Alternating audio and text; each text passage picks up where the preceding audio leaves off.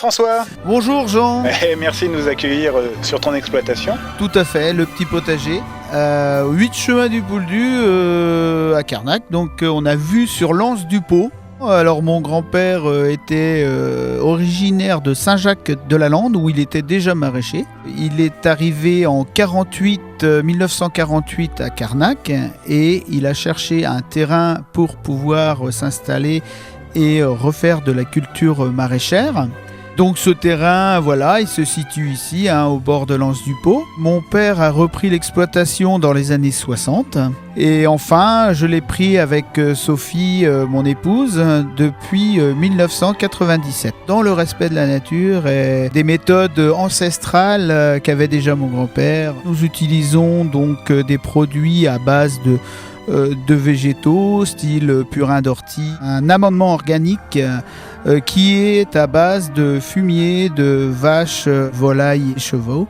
Des amendements également issus du lithotam des Glénans pour tout ce qui est un petit peu calcaire. Donc là, il nous reste les tomates. On a les melons qui restent encore sous abri parce que le melon a besoin de chaleur. Comme je propose mes produits en vente directe, j'essaie d'avoir une gamme assez complète.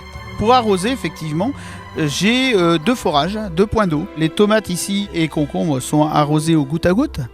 Donc ici, on peut apercevoir mon petit système d'arrosage avec une pompe doseuse. Alors la pompe doseuse, c'est tout simple. Elle permet de pouvoir apporter des oligo-éléments, enfin des éléments plutôt nutritifs. Le concombre, comme la tomate, il vaut mieux arroser un peu moins souvent. Et qu'ils aient un système racinaire un peu plus évolué. Et on voit bien, c'est buissonnant.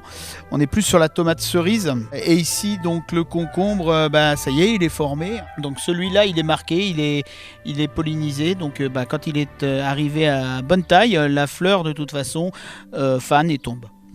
Pour éviter tout traitement, j'utilise effectivement des amendements qui sont utilisables en agriculture biologique. Dans chaque tunnel où je produis, j'incorpore des insectes auxiliaires qui permettent de réguler, on va dire, la population d'insectes parasites.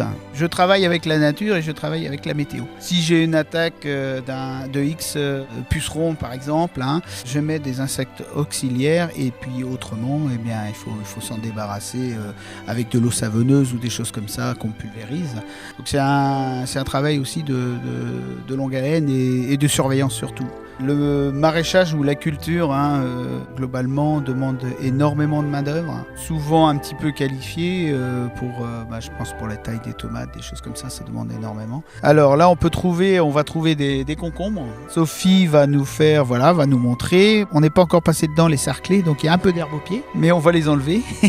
Là ici on va trouver du poivron, on le laisse au maximum sous voile jusqu'à ce qu'il y ait du fruit dedans et voilà. Les melons on les démarre sous châssis vitré, quand ça touche les châssis, là on les enlève et ils continuent à pousser à l'air libre.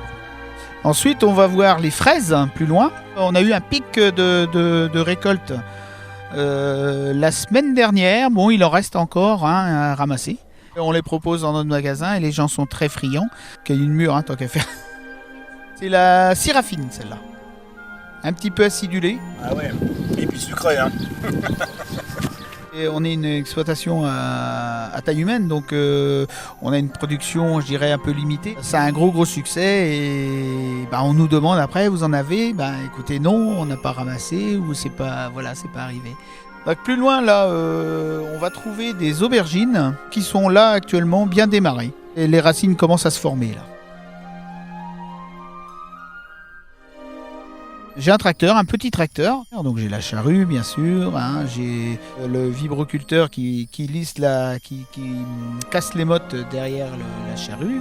Et ensuite, pour préparer, vraiment pour faire une terre nickel, j'ai un cultirato qui me permet d'avoir une terre assez lisse, sans motte, et qui est idéale pour planter. Et tu fais aussi de la pastèque. Oui, c'est un essai cette année. Là, je viens juste de la planter, c'est tout petit. Mais voilà, je l'ai planté hier, donc forcément, avec les vents et tempêtes que l'on peut avoir, on a des embruns qui acidifient un petit peu la terre. C'est pour ça d'ailleurs qu'on prend du lithotam des Glénans pour remonter entre guillemets le pH, donc la rendre un petit peu plus alcaline. Cette proximité nous amène aussi une terre un petit peu légère, et surtout légère et sablonneuse, qui permet, cette combinaison en fait nous permet d'avoir des légumes un petit peu sucrés. Vraiment les terrains qui sont pas trop loin de la mer, ça se remarque surtout sur les carottes et sur les betteraves rouges, elles sont un peu sucrées. Alors ma production, on va la trouver du moins tout d'abord au magasin Timarché, mais aussi sur les bonnes tables de la région de Carnac, donc les restaurateurs. Je propose des paniers de légumes. Alors les paniers de légumes, c'est moi qui les élabore en fonction des fruits et légumes de saison. Je fais les livraisons sur Carnac uniquement. Je les cultive de A à Z. Je commande des graines. Ensuite, je fais mes pépinières. Alors je propose aussi les mêmes variétés, c'est-à-dire que j'en fais un peu plus pour la vente aux particuliers. 6-7 variétés de légumes dans un panier, et les paniers sont à vendre 10 €, ça fait à peu près pour 4 personnes. Alors à Timarché, on trouve bien sûr nos légumes, des légumes aussi que je prends chez des collègues qui travaillent comme moi hein, dans le même respect de la nature et du produit surtout, pour avoir une gamme plus étendue. J'ai des produits aussi de Carnac comme du cidre, voilà, c'est des petits producteurs qui m'envoient. Les œufs c'est pareil, voilà.